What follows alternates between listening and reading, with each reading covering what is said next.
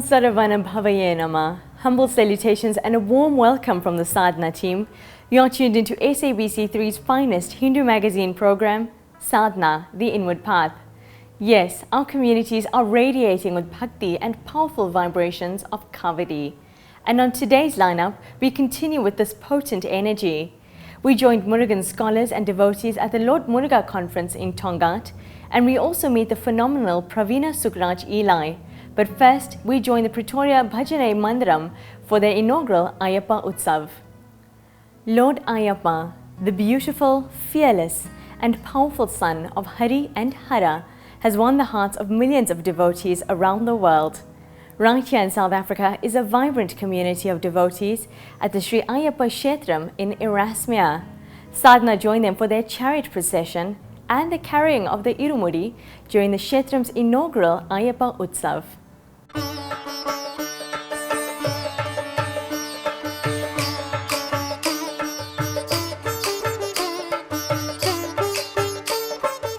Ayyappan devotees all around the world, this is a very auspicious time for them. So today is preceded by 41 days of rigorous fast for Ayyappan devotees the world over. And the end of that fast culminates in a grand festival. So Swami Ayyappan, when he was in his avadaram on this earth, he had to travel to the forest to get the milk of a tigress. So Swami Ayyappan had to travel in some treacherous grounds in order to receive this pure milk and bring it back to his kingdom. So this period of fasting of 41 days stems from that.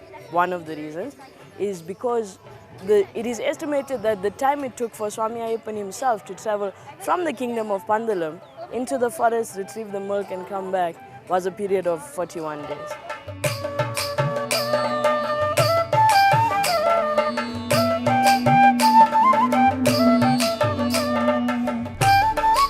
Yatra or pilgrimage is the action of sacrifice. It is sacrificing something for a higher ideal.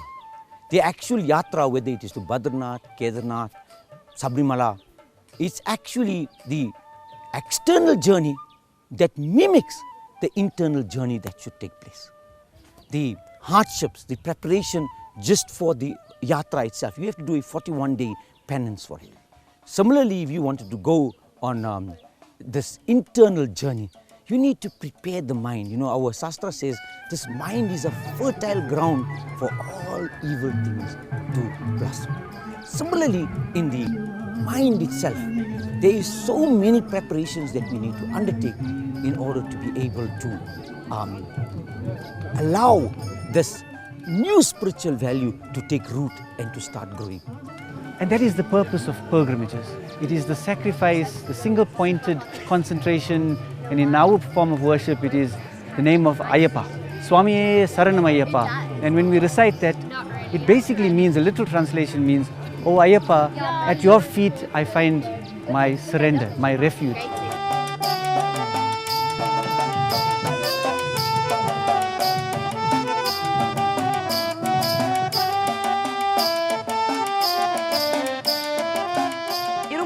Comes from two words, Iru and Mudi. Iru means to, Mudi is to tie or knot.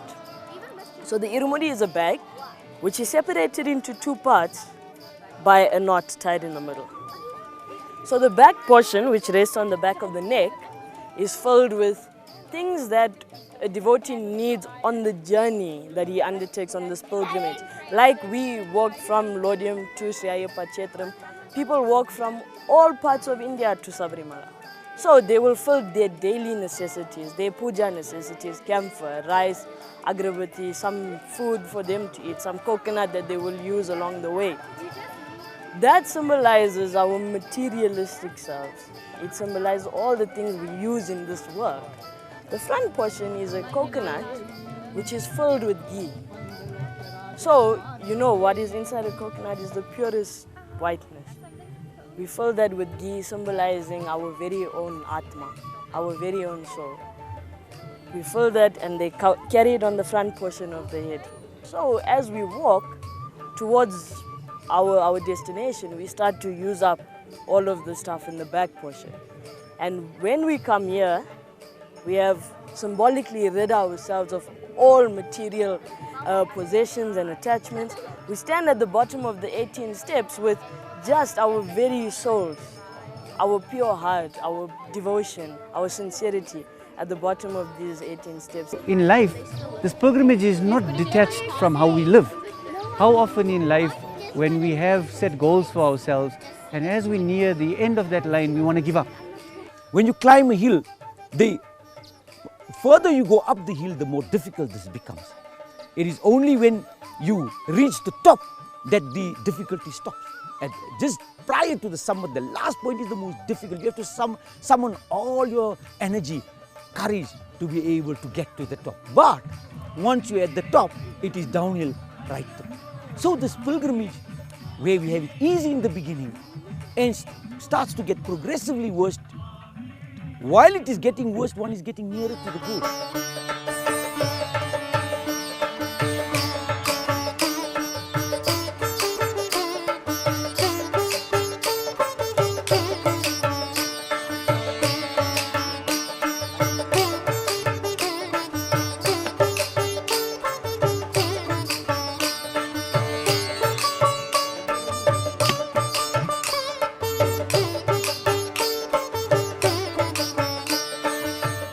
Courage is not having the strength to go on. Courage is going on when there's no strength. So this is the path of spirituality. This 18 steps of this Ayyappa Chaitanya is quite a steep step. Because as you grow higher and higher, the chance of falling off is far greater. The basic principle of being successful in life is to be able to sacrifice. If you cannot sacrifice anything, you get nothing. So this pilgrimage teaches you that I need to sacrifice my time, my physical comforts, my mundane pleasures that I normally follow in order to gain some kind of success. And if you sacrifice, when we look at great artists, when we look at great musicians, when we look at sportsmen, we see their success in winning or in performing. But we never see the discipline, the sacrifice, the hard work, the determination, the single-pointedness, the focusing on the achieving. They often can see their goal before they get there. And they never give up until the goal is reached.